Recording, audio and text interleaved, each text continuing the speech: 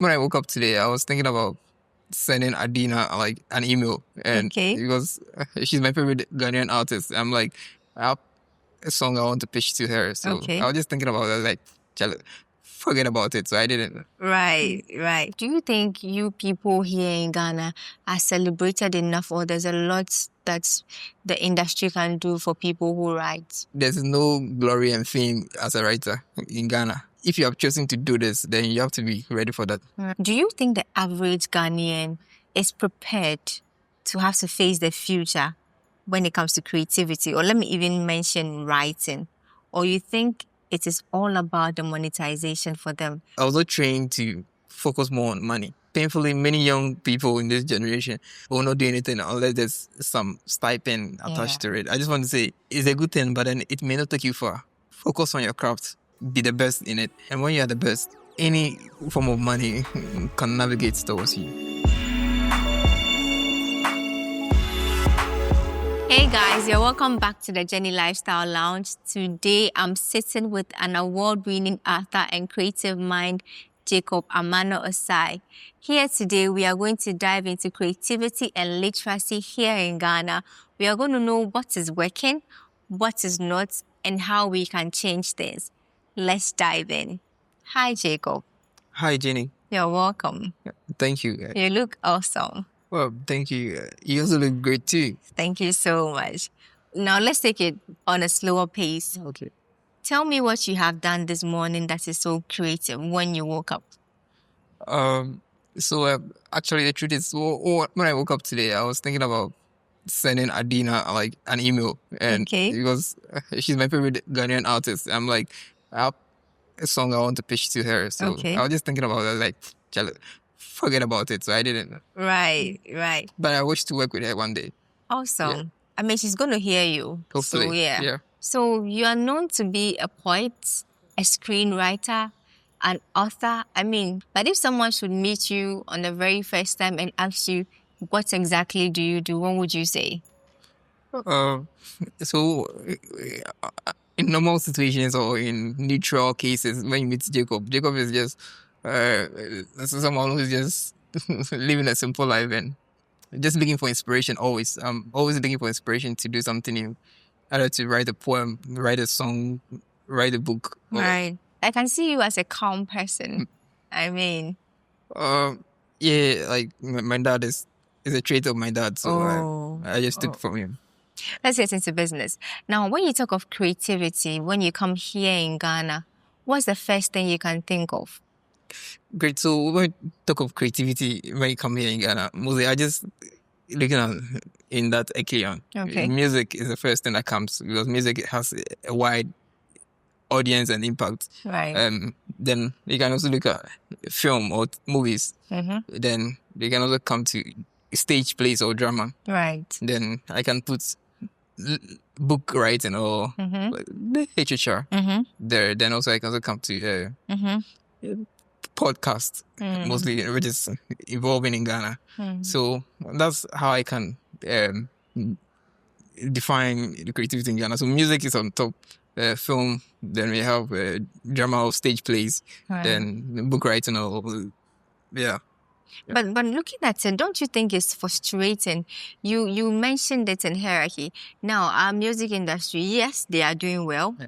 But we haven't even gotten to where we're supposed to be. I mean, every time we have the Nigerians beat us to it. We are coming to movies. Our movie industry is not performing like it used to. Coming to writing and all that. Like, today as it stands, how many people do you even see read books? It's frustrating, but do you think they can change? Yeah, it's a very good question. Growing up, personally, I read books because I was actually interested in reading. Mostly the people who are reading currently is because they have the internal zeal and a passion to read. Exactly, yeah.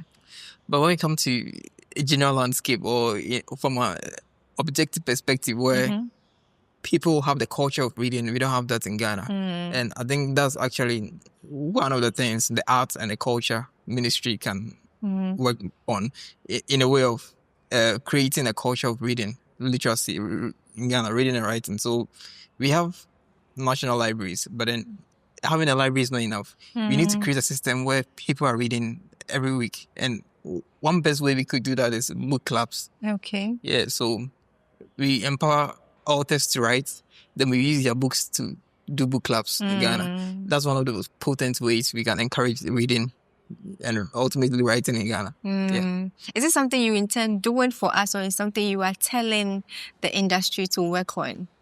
It's something I've been doing. I have a writing club. Oh, amazing. University of Ghana campus. Awesome. This is an amazing one. Do you think we have made reading a very boring act here in Ghana? As in, to our writers especially, are they giving us what we want to see? The suspense, the creativity, the love to want to read more. Are we getting that? Or, because now the books we pick up, you know what I mean? So I'll say writers have done great. Have done amazing. Growing up, I read amazing stories. The gods are not to blame, you know. Classic. Perfect story. Ancestral Sacrifice. Classic. Books like William Shakespeare's works, a couple of them. Gulliver's Travels, King Solomon's Mines. So when it comes to the African writing, no longer at ease, Chinua, like these are great stories, but then they all had a focus, and their focus was mostly with regards to the African traditional construct, and also some colonialism, neocolonialism. So that's the foundation of most of those stories. But I believe in this contemporary world, it's important for writers to know that times have shifted. So in a Gen Z world, what kind of stories can attract Gen Zs? Ultimately, Gen Zs are more techie and sciencey now. So if you want to create stories that will make them interested in reading, you need to create stories that they resonate with, stories that connect social media, stories that connect AI, stories that connect STEM, tech. Because that's what is all around us currently in this digital age. So if only storytellers, like what I'm doing in science fiction, can know the times that this is a time of tech, this is a time of science, technology, engineering, mathematics, this is a time of AI. So our stories should be centered on those things. I think we can get more readership and more, traction for such. But let's be honest here. What would be that one thing that would attract someone to want to read a book? Is it the title? Is it something about the author? Or how you people sum it up behind the book? I think firstly is the cover page of the book. Okay. So I'm going to show you something real quick. So this is impromptu, but then I have people who bought my book. Okay. Not because they knew me or they knew what the story was about. Right. But because of the cover page. So for example, you take your child to a bookshop and immediately he sees a book like this. Mommy, I want this book. Why? It's attractive. It's action. It's unique. It's not conventional. And I believe that's the power of good creativity. Right. If we create something which is unique and very powerful, it's very difficult for people not to connect with it.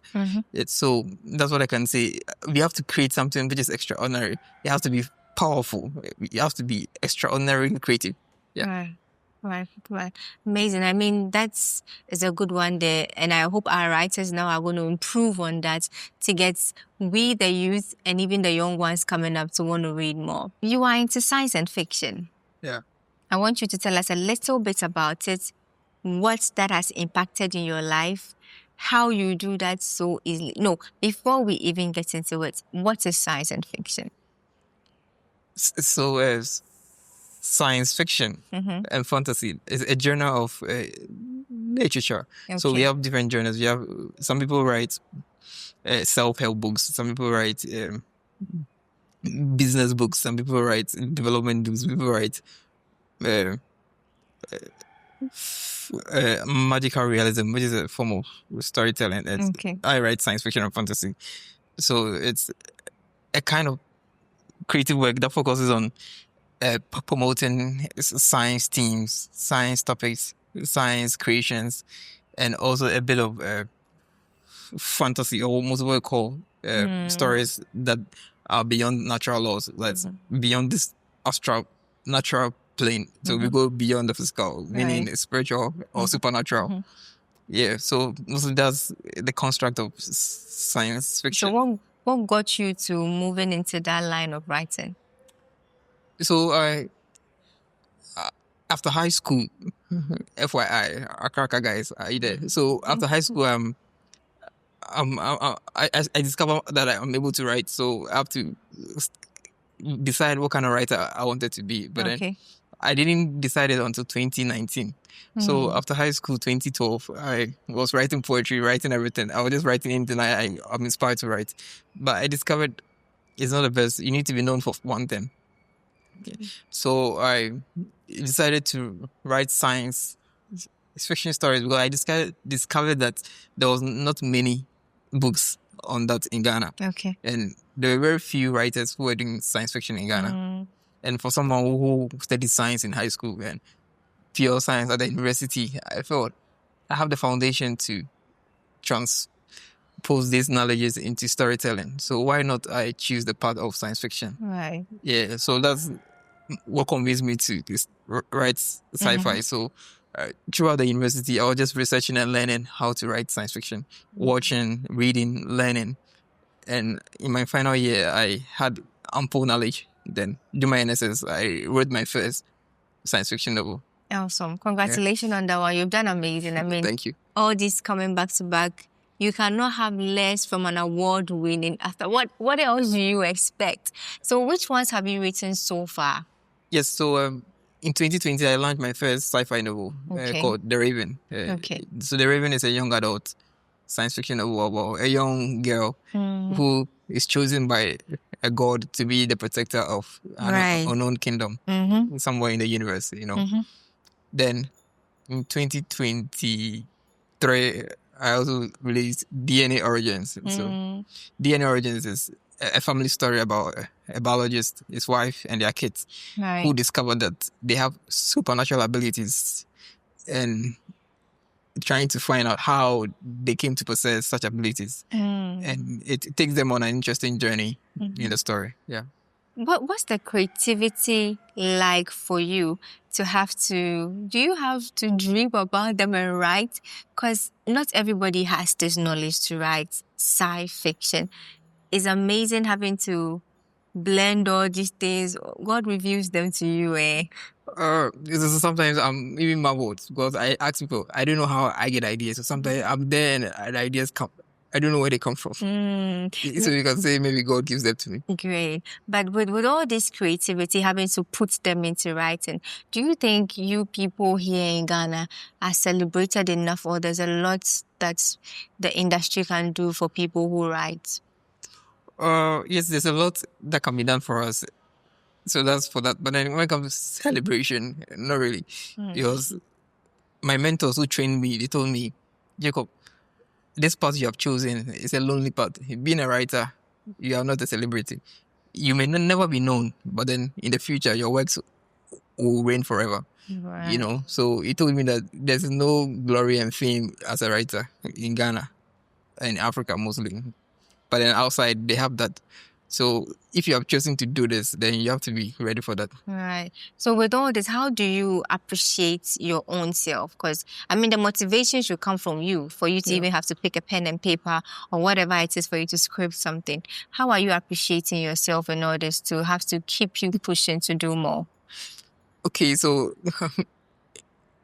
growing up, I've been an introvert, so I'm always behind the scenes or indoors. So some form of appreciation is going out on interviews like this, being interviewed on a national scale in 2020. 2020 again, I had an international interview with an American organization, getting nominations, getting awards. I think that's how I feel celebrated. How many awards have we won so far? Right. We've lost count. I've got a lot of nominations. Wow. Wow, congratulations. Congratulations. Yeah. Is it on our local level or we've gone international? Both international, but then more local, international also. Yeah. Congratulations. I'm proud of you. Like, I'm proud that you are own. Yeah. Thank God I'm Nigerian. No offense.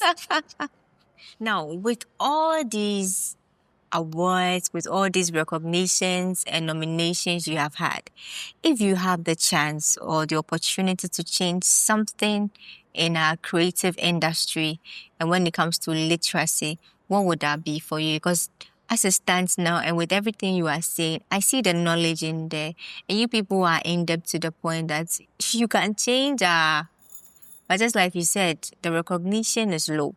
And so if you have the power today, what would be that one thing you would change in the creativity industry? Yeah, so hopefully when I get the power, which I believe I will, definitely, I'll try and bring up literacy and book writing also to the level of music. I feel we should have a national art festival every year celebrating all the different kinds of art. So we do music, we do painting, we do fashion, we do writing, we do film. You know, give them equal budget. Ultimately, even more budget for literacy, because we use the books for education. Okay. And ultimately, try and support them, because yesterday I had a sad news, and I don't want to talk about it because some people may be offended. We have international organizations that want to sponsor creatives in Ghana, but our own people don't want that to happen. And I was sad when I heard about it. Yeah. But to talk about that, do we even have a writing community here in Ghana? Yes, we have the one that I was introduced to with nurtured me, Writers Project of Ghana. Okay. They're actually a literary organization, international, and they've been sponsoring writers, supporting writers from 2009. Every year they have what we call Pija Literary Festival at the Goethe Institute. They'll be having this year's edition in October. And I'm a product of what they've been able to do in the literary scene in Ghana. And they have been supporting writers. They have been giving writers visibility and the platform to shine. And I think such organizations need all the support and help. I think you should mention them again because they are doing so well. Are they open to anybody who writes? Yes, they are open to anyone who writes and anyone who wants to sharpen and perfect their writing craft. What's their name again, please? Writers Project of Ghana. Right. And they have shaped you to what you are today. Awesome. If someone wants to have a personal writing section with you, how do we come to you? How do we get in contact with you? I'm available on all social media platforms. Jacob A. Osae, OsaeJacob94@gmail.com. So you can find me on LinkedIn, Facebook, Twitter, Instagram, YouTube. You can just send me a personal message on any of the platforms, and I'd love to meet many of such people. Yeah. Great. Now, we are going to go back to creativity once again. Do you think the average Ghanaian is prepared to have to face the future when it comes to creativity? Or let me even mention writing. Or you think it is all about the monetization for them? For the young ones, they should focus more on the craft, becoming the best. If you want to be a writer, you want to focus on becoming the best.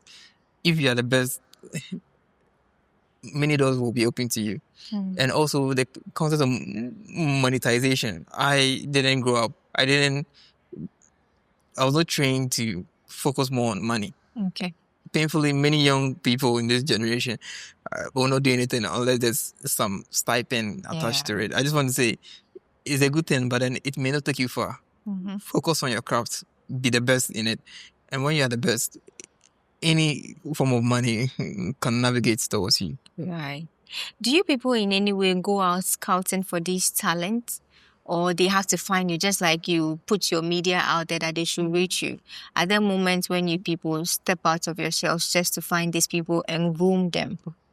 Yes, so last year, I and a friend of mine who was in the States, we actually started an organization called the Creative Brilliance Afro-West to scout gifted and talented minds like us to nurture. So we did a contest and we saw amazing entries. And that's why we know that the future of Ghana is bright because there's so much talent. And we were impressed by the entries and the stories that we received from the contest. And we are hoping that we can publish all these stories and continue to support them to do great things because truthfully, there's the future. There's so much talent, truth, in the field of science fiction. And so we created an organization just to help these people. So it's something we are working on. Yeah.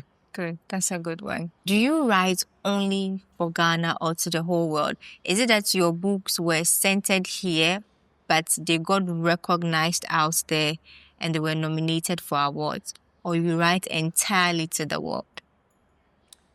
Yeah, so I decided to write for the world. So I told my mom, I'm a global icon. Right. Yeah, that's for me. That's the mindset. That's on my wall. And everything I do is global, like for the world, even beyond this world. So writing science fiction is one way where you can communicate to people beyond Ghana, beyond Africa. So I'm excited that I'm find myself in that journey.